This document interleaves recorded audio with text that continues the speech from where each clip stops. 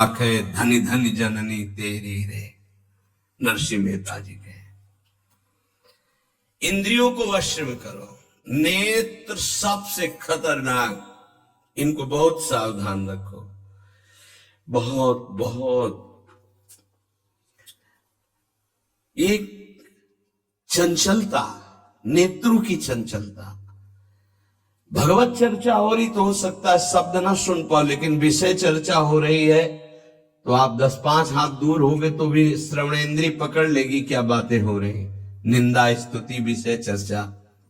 इंद्रियों को शासन में रखो, इंद्रियों को वश में करो, क्योंकि ये ज्ञान विज्ञान का नाश करने वाले महापापी काम इन्हीं के वशीभूत होकर तुम्हें नष्ट करते। मार डाल इस पापी को।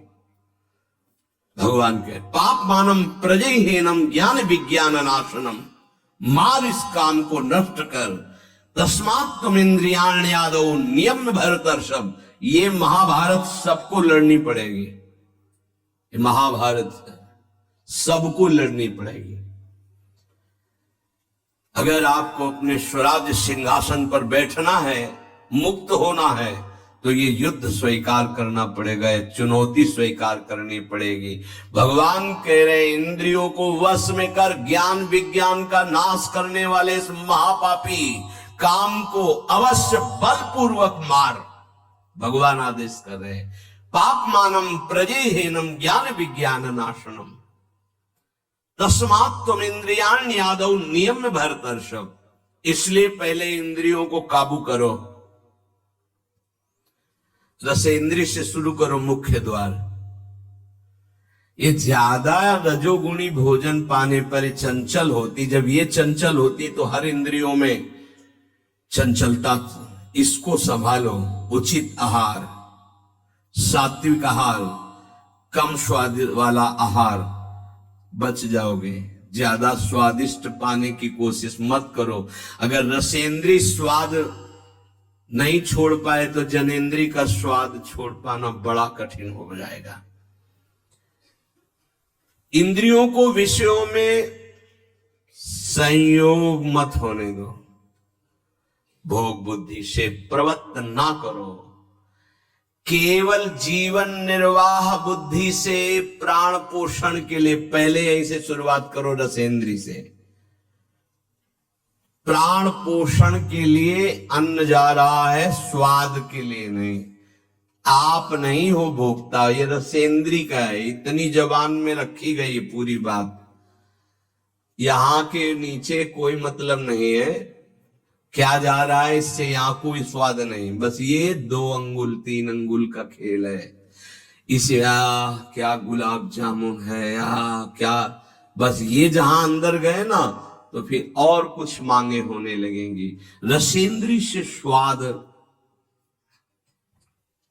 अब अगर जरा सा नमक कम हुआ तो हल्ला मचाने लगे, नमक लाओ थोड़ा कम है। भैया किसके लिए, किसके लिए स्वाद बना। कभी कभी तो मनाओ कि नमक डालना भूल जाए, फिर देखे कैसा लगता है। कभी कभी बिना स्वाद के भी भोजन पाना चाहिए। हाँ, ऐसा करो। मन चंचलता रहित हो जाए, इसके लिए सात्विक भोजन करो। अच्छे अच्छे पदार्थ इसको दिखा दो। हाँ, जैसे आज साधु सेवा भंडारा ऐसे जैसे होता है, कभी ऐसा उत्सव आदि में दिखा गुलाब जामुन। जब परोसने आवे तो क्यों आज थोड़ा उधर ऐसे बस दिखा, और वो चले गए। हाँ बोल दो हाँ, गरम गरम धुआं उठता हुआ समोसा, हरी चटनी, लाल चटनी और वो सेवई नमक वाली।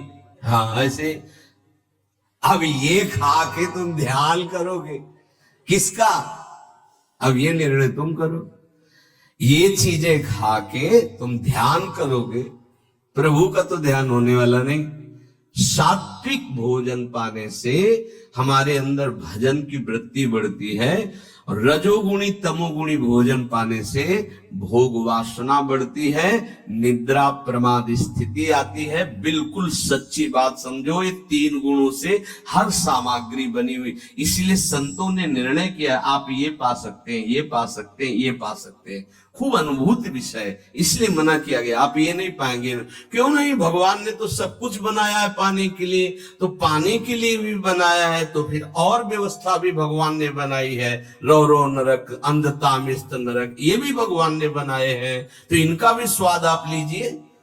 सावधान, शतोगुणी भोजन संयम पूर्वक पाइए, नाम जप करते हुए, और इतना कि बस लगे कि हाँ, थोड़ा वजन लगने लगे कि हाँ हो गया, बंद कर दो, शाम के फिर पा लेना। कोई अब तुम्हें तो ये है नहीं कि पता नहीं मिले कि ना मिले, कई दिन मिले कई दिन ना मिले। उसमें होता है कि अब जो मिला है डाल लो, पता नहीं कई दिन बाद मिले। तो आप लोगों को तो एक मिलता है, तो संयम में आपके प्रयास व्यवस्था श्री जी ने सबकी कर दी। तो संयम से आहार, और अच्छे पदार्थ ना लो तो अच्छा है, अगर लो तो बहुत कम लो, थोड़ा। खीर हटाओ और सब कुछ अब पीने दो, तो वो मन, खीर में नुकसान नहीं है, गुलाब जामुन में नुकसान नहीं, वो जो मन को बढ़ावा मिला रसेंद्री के द्वारा, अब वो इतने में तृप्त नहीं रहेगा, वो और इंद्री को लेकर के भ्रमण करवाएगा हमको। और जब इसको मारना, जैसे मन हमसे गलती करवा देता है तो क्या काव गाल में मारो, तो त्वगेंद्री पिट रही, उससे क्या होना है। इसको कैसे मारा जाए, इसको ऐसे मारा जाता है, ऐसे जैसे गुलाब जामुन, भैया आज हमारा पेट दर्द कर रहे हैं, वो कहेगा नहीं कहो, नहीं नहीं बिल्कुल नहीं कहेंगे। वो जो मन को पीड़ा हो रही, अब वो पिटाई हो रही। साधक मन को बहुत दुलार करता, पीट नहीं पाता। इसको पीटना सीखो, बहुत जल्दी ठीक हो जाएगा। ये कहता है आज ये देख ले, हाँ हाँ बढ़िया है, चलो चतुरासी जी शुरू करते हैं। वो कहेगा नहीं नहीं चतुरासी जी शुरू कर। उसको मारना है तो उसके विपरीत चलना पड़ेगा। साधक से गलती होती, मन को मारना है, और वो मारता और किसी को है।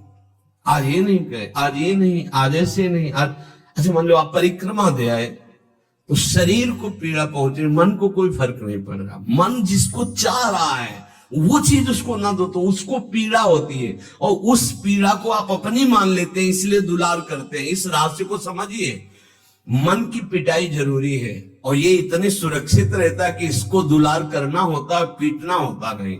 इसकी पिटाई है कि ये जब जो मांगे आज ऐसे, तो दिखा दिया कि हाँ देखो ये है, मिलेगा नहीं तुम्हें पाने को, और वो चलन पैदा करेगा। 5 मिनट का चांस है, 1-2 बार केवल आएगा ये कि गुलाब जामुन गुलाब जामुन, फिर बाद में तो मिलना। और रोज कौन मिलता है, हाँ नहीं कोई बात नहीं है, धैर्य रखिए। और अगर वहां सब कुछ बना हुआ साथ में केवल खिचड़ी, तो खिचड़ी परोसा लीजिए, और वो जलेगा, आप देख लेना वो जलेगा।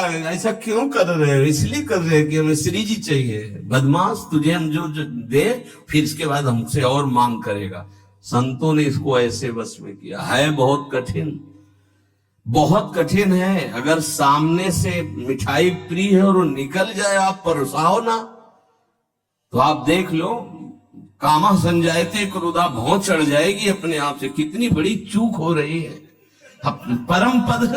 परम पद फीका लगेगा, गुलाब जामुन मीठा लगेगा, ये बहुत बेईमान है। आप इस बात से समझ, मतलब सावधान रहे कि इसकी चाल में ना फंसे, इसकी पिटाई जरूर करनी है। मन कहां से पिटा जाता है, इसकी मांग को ना कर दो, बस इसकी पिटाई शुरू हो गई। ये कह रहा है ये चाहिए, उसके विपरीत नहीं। अब वो जलेगा, जलेगा, पवित्र हो जाएगा। और उसने मांगा, वो आपने दे दिया, अब वो और मांग रख देगा, वो आपको परेशान कर। तस्मात् त्वमिन्द्रियाण्यादौ नियम्य भरतर्षभ। हे अर्जुन, ये राग पूर्वक जब किसी वस्तु को पाता। अच्छा, और दूसरा उपाय, गुलाब जामुन पाना है या 5 गुलाब जामुन देना, थोड़ा नमक ले आना और वो कहेगा नहीं नहीं, नमक गुलाब जामुन पर मिला लिया, अच्छे से नमक मिला लिया गुलाब, नहीं नहीं पाव ना गुलाब जामुन। ये उसकी मार है, पर ऐसा साधक मारना नहीं चाहता। सब्जी साइड में करके एकदम दोना में लगे, रस सहित जे भी ऐसे किया, पूरा फूटा मुंह में। तो अब वो मन का पोषण हो रहा है, हर वस्तु का ऐसे ही, सब हर विषय का सेवन ऐसे ही है। तो अब अपने लोग मन को तो समझ नहीं पा रहे, उसको पीट नहीं पा रहे, वो हमको फंसा के पीटता चला जा रहा है। बहुत पीटता है, देख लो, बहुत पीटता है मन, बहुत इसकी पिटाई चाहिए। कोई गुरु कृपा पात्र इसको पीटना शुरू करता है, यही उसकी पिटाई है कि इसके विपरीत चलो, जो मांग इसकी हो रही है उसके विपरीत चलो। जैसे बहुत बढ़िया स्वादिष्ट सब्जी बनी है, अब उस खीर भी परोसी गई, तो खीर और सब्जी दोनों को मिला दो, न सब्जी का स्वाद न खीर का स्वाद, 2 रोटी 3, वो जलेगा कि यार तुम कैसा क्यों कर रहे हो, बस तुम कर रहे हो ऐसा। तो रसेंद्री ठीक हुई तो सब ठीक हो जाएगा। शास्त्रों में वर्णन किया गया धैर्यवान वही है जो रसेंद्री और जनेंद्री को, बस 2 इंद्रियों की चर्चा हुई और तो सब अपने आप हो जाएंगी। और रसेंद्री प्रधान, रसेंद्री ना हुई तो फिर आगे जो राग पूर्वक भोग, कोई भी भोग किया जाए वो बिल्कुल द्रवित हृदय में छप जाता है, बार बार पीड़ा पहुंचाता है, ना चाहते हुए भी साधक का पतन कर देता है। यही है, ना चाहते हुए पाप कौन करवाता है। आहार का बहुत बड़ा फर्क पड़ता है। अगर हम आहार पर संयम कर लें तो निश्चित काम पर विजय प्राप्त की जा सकती है। अगर आहार पर संयम ने, उचित आहार से आप देखना, खाते खाते मर जाते हैं लेकिन खाने की इच्छा पूर्ति नहीं होती। यही चमत्कार माया का। 2 रोटी डाल लो फिर भजन देखो कैसा होता है, देख लो ना आप करके।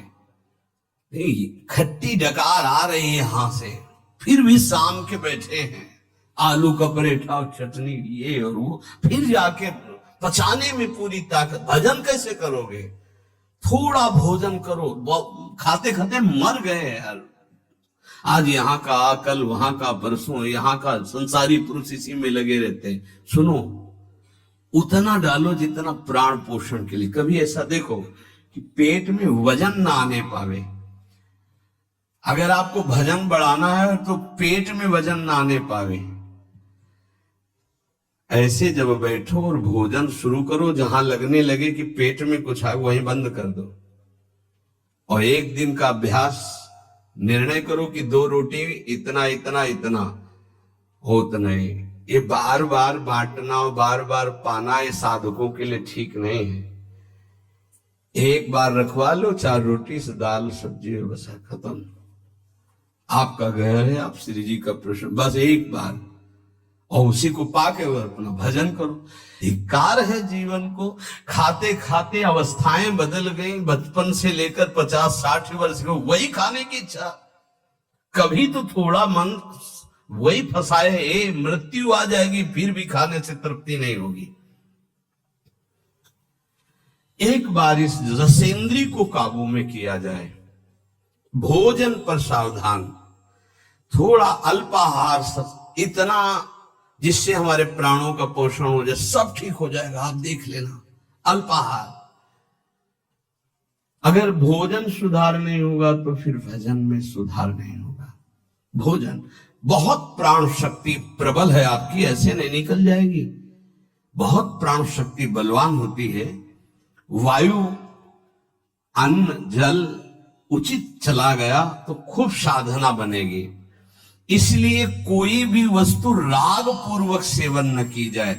ये ज्ञान मार्ग, भक्ति मार्ग, जो मार्ग के उपासक, उनको इस बात पर विशेष ध्यान रखना, चाहे गृहस्थ हो चाहे विरक्त हो। शास्त्र के अनुसार कर्तव्य कर्म होने चाहिए और राग रहित आहार विहार होना चाहिए। पूज्य श्री पंडित गया प्रसाद जी के शिष्य मास्टर बाबा, उनके पास जितने साधक रहते थे तो उनकी सब्जी में नमक नहीं, खीर में चीनी नहीं, ऐसे उल्टा सीधा बनता था। तो जानते हो कैसे साधक रहते थे? दो चार, जब दंडवती परिक्रमा लगा रहे थे तब वहां गए थे, दो चार साधक। जब शाम के मिला ना तो वहां कुछ पकड़ में नहीं था कि रोटी से सब्जी पाओ तो कुछ पकड़ में आवे, या दूध और चावल मिला के रखा गया तो कुछ पकड़ में, कुछ पकड़, न मीठा न खट्टा न नमकीन न कुछ। भगवत धाम को प्राप्त हो चुके हैं, बहुत अच्छे महात्मा थे पूज्य श्री मास्टर बाबा जी। ये बड़े बड़े महापुरुष ऐसी चाल क्यों चलते हैं? क्योंकि वो अपने इंद्रियों को काबू में रखना साधकों को सिखाते हैं। काम को मारने के लिए सबसे पहले इंद्रियों का नियमन करने को श्री भगवान कह रहे हैं। तस्मात् तुम इंद्रियाण यादव, नियम में भर दर्शव, इनको पहले कंट्रोल में करो। कान से भगवत वार्ता, अच्छी वार्ता सुनो। नेत्रों से अगर कहीं एक बार कोई ऐसा दृश्य उपस्थित हो जाए प्रकृति में तो प्रणाम करके दोबारा नेत्र मत पहुंचाओ। जहां आकर्षण हो वहां बार बार नेत्र मत पहुंचाओ। वाणी से कभी अश्लील संभाषण, गंदी बातें मत करो। खान पान संभालो, इंद्रियों को संभालो, ठीक हो जाएगा। जब तक साधक इंद्रियों को संभालता नहीं तब तक उसकी दृष्टि भगवान की तरफ न रहकर भोगों की तरफ होगी। आज ये बनेगा, अच्छा, और पहले से संकल्प मन बना लिए इस में तो ये ज्यादा नहीं। तो ऐसा है कि आप जो चाहो जितना ले सकते हो। हाँ हाँ, खुली छूट है। इंतजार हो रहा कब वो 11 बजे, कब 12 बजे, ये संकल्प विकल्प को मारना है। कभी कभी ऐसा कर लिया करो, ज्यादा मन तैयार हो गया ना कि आज तो उत्सव है, बहुत गोल कर दिया, आज उपवास करेंगे हम, तो सब मत करना, नहीं तो गड़बड़ हो जाएगा। अलग अलग उत्सव में एक एक दो दो, आज नहीं पाएंगे, आज भूखे रह करके रहे। फिर आप देखो जो आपको मन जलन पहुंचाएगा वही मन को अधीन करने के बिना इसके अधीन नहीं होने वाला। ये भी बात समझ लीजिए, यहीं से अधीन किया जाता है। जैसे अपने लोग अब सावन भर केवल गंगा जल पी कर रहेंगे, जो भगवान शिव की उपासना गंगा किनारे सावन खूब आराम से 2-4-5 दिन शिथिलता होती है, इसके बाद वो शरीर उसी ढांचे में ढलने लगता है। वो गंगा जी में सब सामर्थ्य विराजमान है। सही, कभी हम अपने शरीर को शक्तिहीन अनुभव नहीं किया। गंगा जल में इतना पावर विराजमान है, ऐसे पदार्थ विराजमान है। उस समय जब गंगा जल ही केवल है, बहुत सामर्थ्य उसमें। कभी ऐसा नहीं लगा, जब गंगा जल पीते थे तो लगता साक्षात माँ का दूध पी रहे हैं। एक विशाल अंदर से उत्साह प्रकट होता था। 2-4 दिन के बाद शिथिलता खत्म हो जाती है और वो शरीर पचाने लगता है। जो अन्न की मांग करता है वो धीरे धीरे शांत होने लगता है। मनुष्य की प्रवृत्ति इंद्रियों की मांग को पूरी करने में है। आज तो घर में नहीं, आज चलते हैं होटल में खाएंगे, यहाँ के नहीं, गाड़ी में बैठे आज छठी करा वाले होटल, ये क्या है? आज वहां ये है क्या? अरे बोले जिंदगी का यही तो लाभ है। तो भैया ये जिंदगी का लाभ नहीं है, ये जिंदगी के लाभ को नष्ट करने वाली हानि है। शतोगुणी सात्विक भोजन बना के भगवान को अर्पित करके प्राणों का पोषण करो। वहां जा करके कौन किस भाव से बना रहा है, कैसी अपवित्रता या पवित्रता है, बहुत सावधान।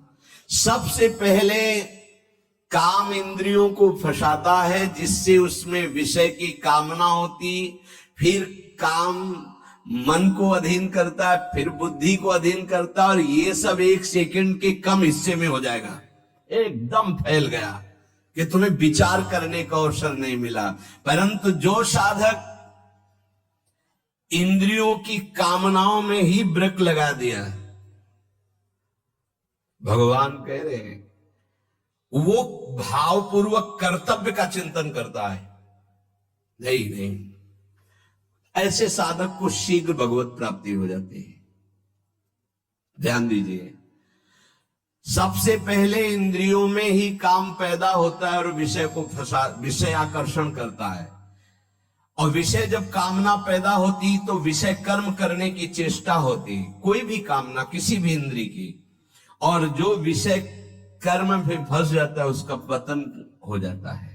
और जो उपासक इंद्रियों की चाह को, कामना को पूर्ण नहीं होने देता, वो उसको कर्तव्य का बोध होता रहता है। जो अपने कर्तव्य का बोध करता है, मेरा कर्तव्य क्या है, वो शीघ्र ही अपना उद्धार करने में समर्थ हो जाता है, भगवत प्राप्त हो जाता है। एनम ज्ञान विज्ञान नाशनम,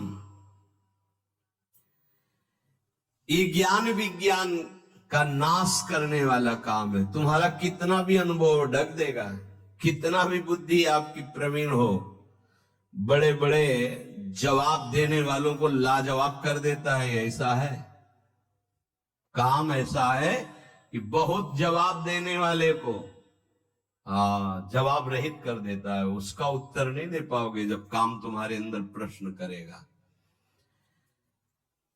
विज्ञान अनुभव साधना का सब ढक देगा, ज्ञान विज्ञान दोनों को।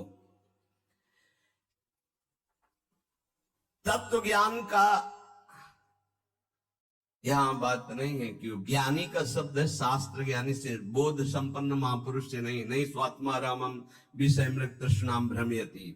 यहाँ भक्त जो अभी साधन काल में है, प्रेमी भक्त के नहीं, दो को कोई परास्ती नहीं कर सकता।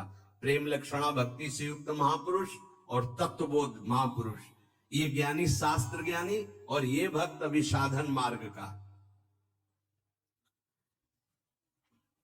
कामना संपूर्ण पापों की जड़ है। पाप मानम ही प्रजय, इसलिए कामना उत्पन्न होते ही पाप क्रिया में रुचि हो जाती है। आगे चल करके वो इतना अंधा हो जाता है कि सतमार्ग छोड़ करके पाप कर्म में ही लग जाता है। बहुत बहुत डरावना विषय, बहुत भयावह विषय है। भगवान इसलिए काम को महापापी बता करके आज्ञा करते हैं कि साधक इसको अवश्य मार डाले। पाप मानम प्रजयहीनम ज्ञान विज्ञान नाशनम। तो जो आदेश कर रहे हैं वही सामर्थ्य देंगे, इसलिए इन्हीं की शरण में होके इनका नाम जप करो और इंद्रियों की चाह के विपरीत चलो तो